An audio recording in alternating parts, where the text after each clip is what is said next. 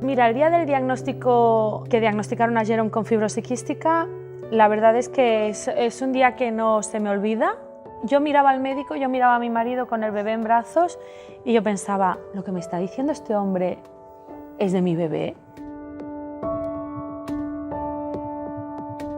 Y de repente mis oídos se entaponaron, dejé de oír y empecé a llorar. Como se llora por el dolor de un hijo, no se llora nunca.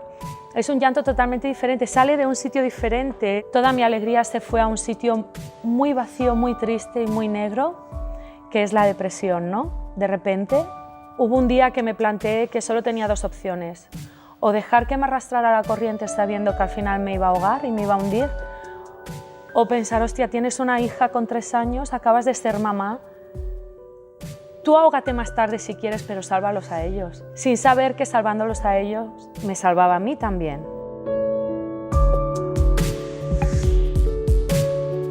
El día a día con fibrosis quística es un estar pendiente continuamente y vivir con un pequeño punto de angustia de cómo respira, esa tos que ha hecho, cómo es, tiene hambre, hay que ajustar medicación.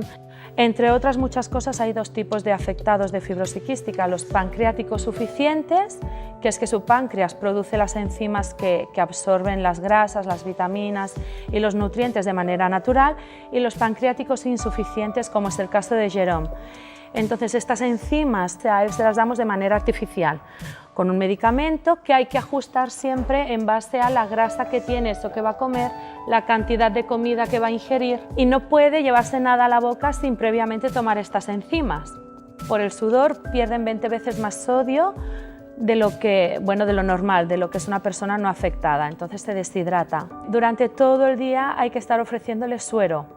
Él no bebe agua, bebe suero, que es lo que le aporta esos electrolitos para que esté a un nivel estable, ¿no? de hidratación. Bueno, todo esto son unos cuidados continuos y diarios que él necesita para llegar a la edad adulta lo más sano posible. Hay 3 hospitales solamente de referencia en toda Cataluña: Vallebron, San Juan de Dios y Partaulí, que es al que nosotros estamos destinados.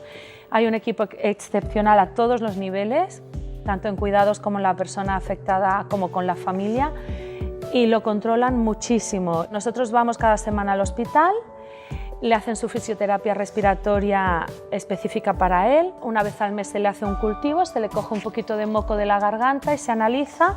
Si hay algún bichito en el cultivo, antes de que le haga daño, ya nos dan el tratamiento para prevenir. Estoy feliz porque hay muchísima gente, sobre todo el equipo médico, me da un consuelo, me da una paz enorme saber que cualquier cosa puedo venir, que es mi segunda casa, que cualquier duda, cualquier momento de miedo, cualquier preocupación vengo y me tranquilizan porque lo atienden, lo miman, lo cuidan, lo estabilizan.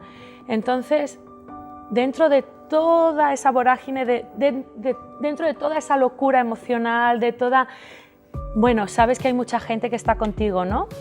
Que el hospital se proponga investigar, que se proponga hacer campañas para mini órganos, es maravilloso, porque al final de ahí todos nos vamos a beneficiar y todos tenemos que movernos a una, todos tenemos que estar al pie del cañón, tenemos que aportar, colaborar, investigar para mejorar, aunque no sea la cura definitiva y decisiva, que sea para mejorar, que sea algo paliativo, ya nos vale. Mamá. ¿Qué? Yo hago música y tú hablas. No voy a ir de la bebida. That's some Jerome! Molt bé! Y tiramos confeti.